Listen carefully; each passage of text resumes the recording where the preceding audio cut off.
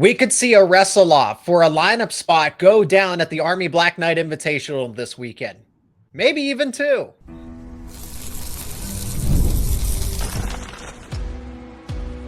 You are Locked On Nittany Lions, your daily podcast on the Penn State Nittany Lions. Part of the Locked On Podcast Network, your team every day. That is right. You are locked on to Penn State Wrestling, and thank you so much for making Locked On Nittany Lions your first listen and watch every single day. My name is Zach Seyko, and I'm your host of the show, credentialed media member for both Penn State football and Penn State Wrestling, part of the Locked On Podcast Network, the #1 sports podcasting network out there. Help me welcome back the voice of Penn State Wrestling, the expert himself, Jeff Byers, as we're going to give our final thoughts on the national duels. A lot of impressions there with Ohio State making a leap, making a jump. How close are they to Penn State? Takeaways from that dual meet against the Sooners, as Connor Mirasola made a strong impression on his own right. Two best 197-pounders for Penn State in the country, and then the Army Black Knight Invitational. That is where we are going to start first. Today's episode is brought to you by Gametime. Download the Gametime app, create an account, use code LOCKEDONCollege for $20 off your first purchase. Friendly reminder to let us know your thoughts down in the comments section. Be a part of the conversation. Jeff, the obvious one is heavyweight for those wrestle-offs. And again, we'll break down the entirety of what Penn State's goals and obligations are for the Army Black Knight invite here. But heavyweight, between Lucas Cochran and Cael Mirasola, we could see a true wrestle-off there for the starting spot, or at least something to reconsider depending on what Lucas Cochran does. And then just for the sake of it, I mean, Cael shouted out Joe Sealey this week in media. And I know PJ Duke, he's not necessarily anointed as the next starter at 157. We all presume that he's going to be the guy there. But those are the two battles, that I really want to see is how close is this heavyweight fight? And then at 157, is Joe Sealey really that far away from PJ Duke? Yeah, I think, again, Penn State is just in a remarkably good position in terms of the depth and obviously certainly with the starting talent. I think, PJ Duke, as we've talked about, is just a very special talent. And not that Joe Sealey isn't in his own right, but, PJ Duke is, I think, along with Marcus Blaze, just kind of hard to believe they're freshman type of deals. And at heavyweight, I think Lucas Cochran is just going to keep getting better and better. I mean, Cael Mirasola will as well, but I think Lucas is kind of still in the early stages of making that adjustment to heavyweight wrestling, both being up, physically making that adjustment, but also style-wise. It's just a little different, that heavyweight spot, than any of the other wrestling positions. And so, I think Lucas will keep getting better and better as the season goes along. I think Cael will too. I thought Cael acquitted himself very well in the dual meet, and I think you're kind of seeing that ongoing development here from Cael. And I think, again, they have two very good heavyweights. So you probably go up and down that lineup. They have at least two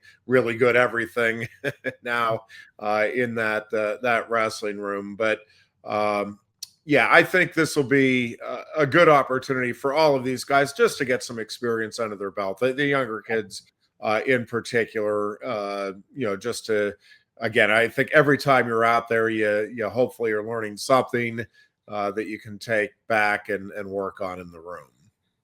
Well, the Army Black Knight was so interesting from a season ago because 197, you had your predispositions that, this is Josh Barr's weight class to lose, but still just the uncertainty of it all, especially with the 3-man race between when Lucas Cochran was down at 197. Yep. So you talk about him bulking up and adjusting, and Connor Mirasola, the early stages of his development. And Josh Barr not going to wrestle there, right? We're going to go through all of it. So Josh Barr, Cael did mention that he was going to be out, but he'll be back soon. Again, this was a short-term injury, not a long-term injury. Ones that we want to circle the most, it's really just heavyweight. Because like I said, there aren't these highly contentious, the battles are still going on. No, it's decided at 141. It's decided at 157. But I'm still eager, like I said, to see how far behind is Joe Sealey, because he was a top 3 pound for pound recruit once upon a time, just like PJ Duke is himself. Yeah. And I think, listen, again, I think a lot of these younger kids that are, serving as backups or redshirting this year are guys that are going to push and continue to get better and better, though they may make some bigger leaps even than some of the starters during the course of the season, just because that learning curve is greater there. But, to me, one of the more impressive things in this Cael Sanderson era is how each wrestler, with very, very few exceptions over the years, they make leaps from one season to the next. I mean, it is noticeable, even with champion wrestlers, when they come back. You just see them add to their game, figure out different wrinkles to add to it, and they just consistently, again, not just get better, but they make those leaps. I mean, it is noticeable that they are significantly better than they were a year ago. I thought we were going to get to see Masanosuke Ono wrestle this weekend, but Cael talked about how there's a competition that he's getting ready for in Japan when December rolls around. So he's focusing on that. I think that has to do with the world team and everything else as well. So Ono, he chose Penn State to train there. It wasn't just about being on the collegiate team. It was about getting better overall. So just disappointing that, could we see a Blaze versus Ono Wrestle-Off just for the fun of it, just for the sake of it? No, not this time around. But let's talk about some of those other up-and-coming rising stars or true freshmen that could be there, right? Cael plans to send 2 wrestlers at every single weight class. So you'll have your starters, right? And we can list them all off if we need to. But the backups, the youngsters, Nate Desmond, okay, at 125. So Marcus Blaze is going to be at 133, but you have PJ Duke at 157. But I'm also thinking about, again, William Henkel at 174 and in a potential, we'll see if they actually wrestle that one, because there's not a starting spot up for grabs. But Levi Haines and William Henkel at 74, Asher Cunningham against Rocco Welsh at 84. That would be a ton of fun. Again, the heavyweight spot. And just a little bit intrigue on my behalf at 157. I'm eager to see who they send at 141. Is that Cael Nesdeo, or do they end up sending Hayden Cunningham, Dalton Perry potentially at 141, 149 to go along with Shane Van Ness? So that's some of the other intrigue that I have, is how the freshmen, redshirt freshmen, the other youngsters in the lineup are going to perform this weekend. Yeah, and I think, again, for a lot of those guys, it's just about getting that mat experience. Obviously, you want to see them win if you're a Penn State fan, and they want to win. But to me, it's much more about just getting those matches, those outside bouts under your belt as you continue to make that transition, especially for the freshmen, to college wrestling, and just getting a better understanding of what it's all about at this level. And I think, it's good to get a tournament where you're wrestling multiple times, and then you can go back and analyze it and kind of break everything down afterward. I will say, I think Asher Cunningham is really coming on. I think we talked about it last time we got together, but he is just a guy that I think made tremendous strides from his junior year to senior year in high school. I think just watching him the few times I've been in the room this preseason, it's just noticeable. He is getting better and better. And I think he is a guy that is one way or another. I just think he's going to be a factor here in this program moving forward. And I know they are loaded in the upper weights with not just obviously the current talent, but you look at guys like Henkel and what they have coming in the future. I find it hard to believe that Asher Cunningham isn't going to work his way into the lineup somehow, some way here. I just think he is really a remarkable talent, and obviously has the work ethic and coachability and all of the intangibles that you're looking for in a great wrestler as well. So the Black Knight Invitational is going to go down this Sunday early. It's going to be it's going to be a late morning start time, but Penn State's going to be there alongside, and we'll see who everybody sends. Are they going to send all their starters, some backups to get some matches? But Rutgers will be represented. Michigan State will be represented as well. Of course, Army's actually being the host does have a pretty solid team. And then other schools like Binghamton will be there as well. So that will go down this Sunday. Jeff's going to have the broadcast coverage of it all day long when it takes place. So as we continue here in the Bryce Jordan Center to kick off the season, shutout victory. Jeff, you and I mentioned it, that this could go this way if Oklahoma wasn't careful, and it did. But some of the biggest takeaways were the fact that the statement that Connor Mirasola made, Penn State very well could have the top 2 197-pounders in the country. That's coming up next here on Locked On Nittany Lions.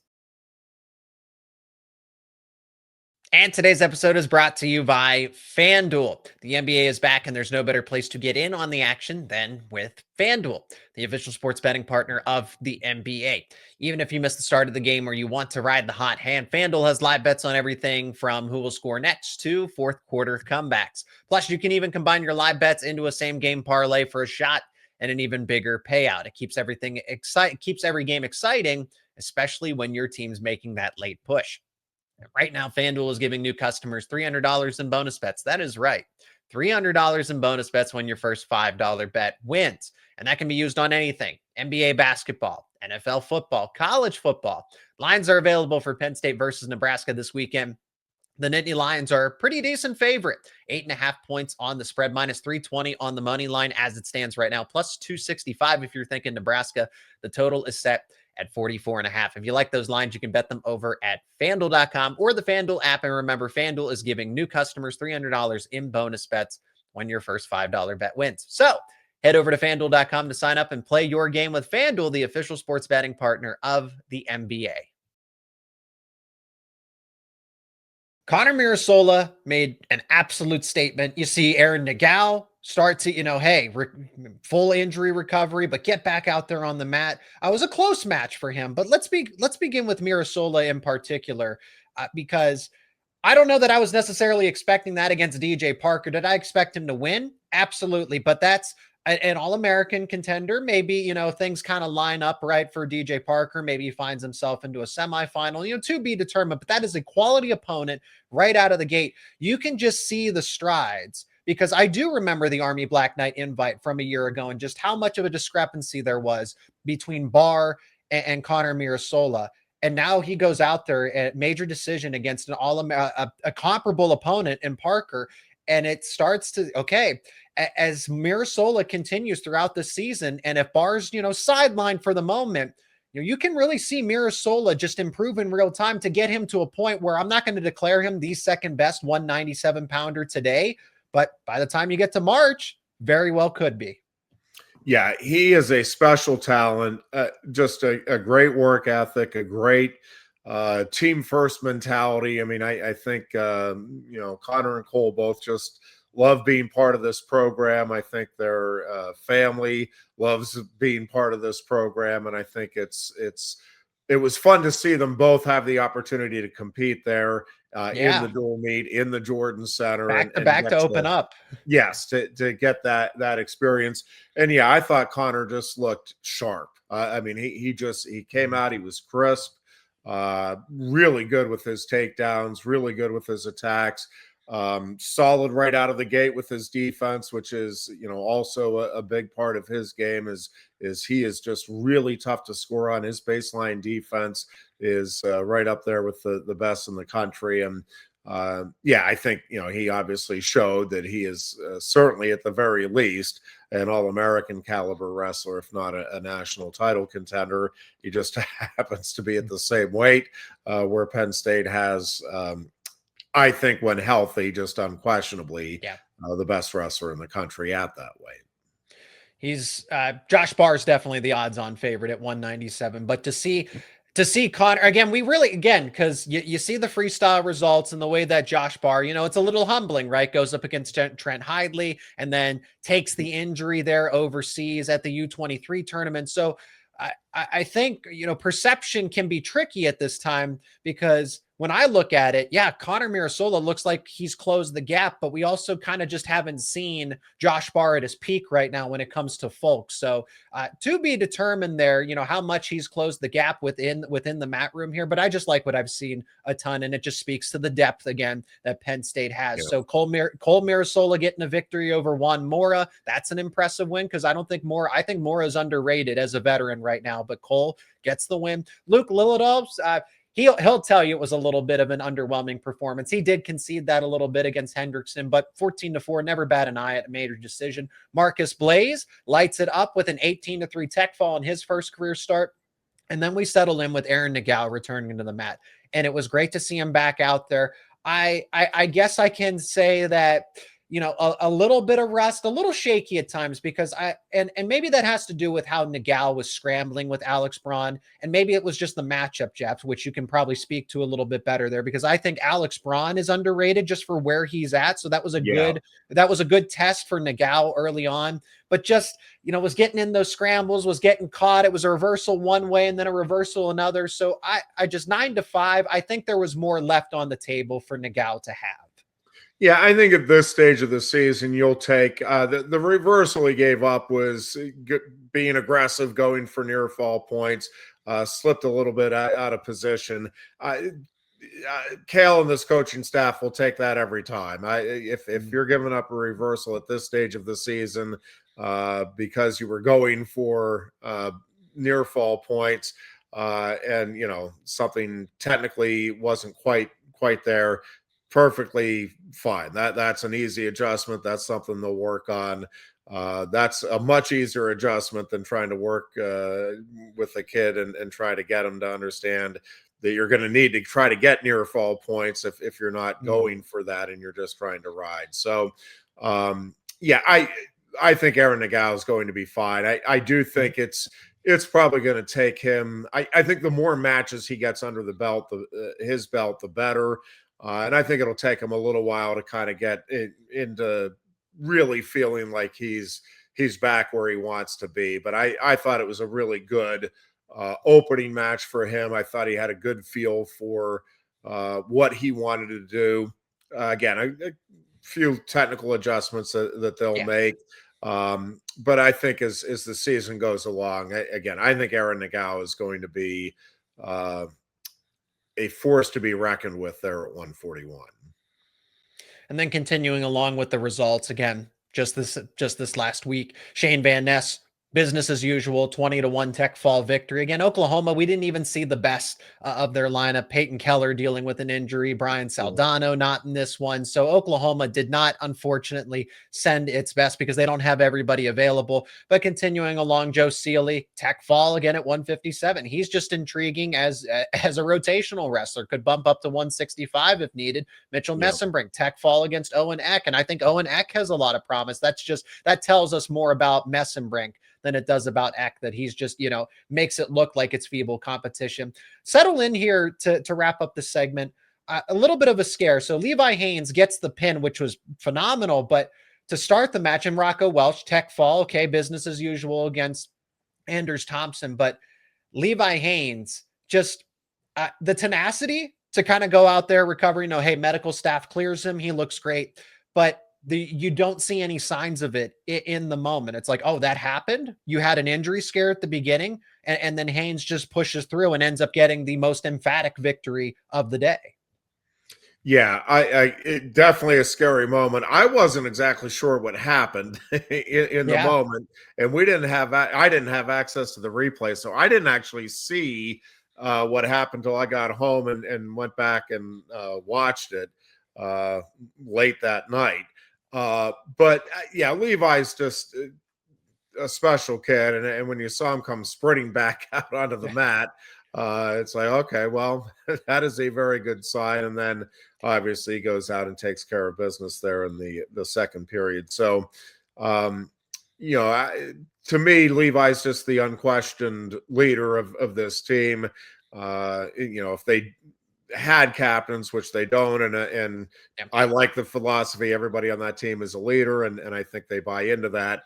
But if there was a captain, Levi would be it, and he is the guy that I just think through his experiences, but also just his personality, his day in day out approach. It's just exactly what you want in a wrestler. Just hard nosed, tough, but fun-loving, encouraging of others, all of the things that you want representing your program is what Levi Haines provides. And, it's I know Penn State considers it a blessing that they have him back for one final season here in Penn State singlet. Yeah, crazy to think how fast time will fly because Yep. if you actually look at the starting lineup, it's Levi Haines and I know Mitchell Messenbrink and Shane Van Ness are veterans, but everyone's in their first. It seems like everybody's in their first or second year of eligibility otherwise. So, and Levi Haines being that senior veteran leader, gosh, time will pass you by if you blink long enough. So, but No with that doubt. being said, the national duels took place. No, Penn State wasn't there, but there was a lot to take away from Tulsa, Oklahoma, including Ohio State putting the rest of the country on notice and getting a little bit of attention. Penn State. That's going to be a respectable opponent when those two meet up this season. We're going to talk about it next here on Locked On Nittany Lions.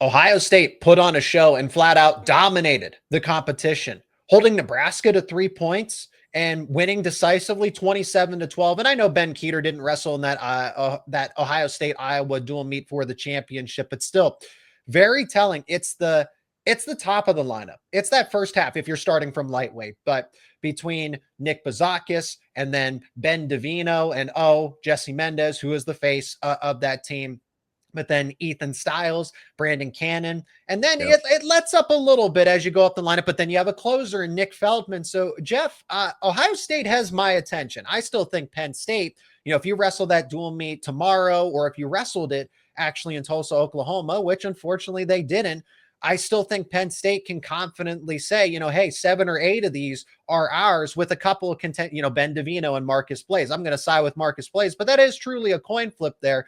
My point being is that Ohio State put the rest of the country on notice that Nebraska, that's the number 2 team behind Penn State. No, they're not. It's Ohio State definitively, and Iowa, Oklahoma State, and Nebraska are all chasing them for that second spot.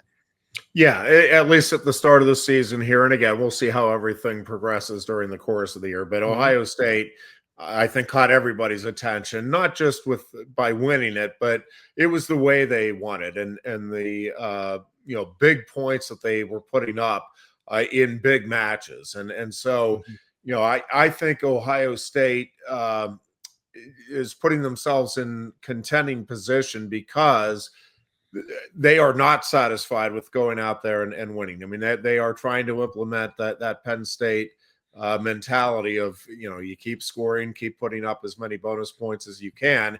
And they have a lineup that there's a lot of kids there that are going to put up a lot of bonus points as the season progresses. They did it this weekend against some of the other top teams in the country early here. And, I was very impressed with what Ohio State did. I do think they are right now clearly the number 2 team in the country.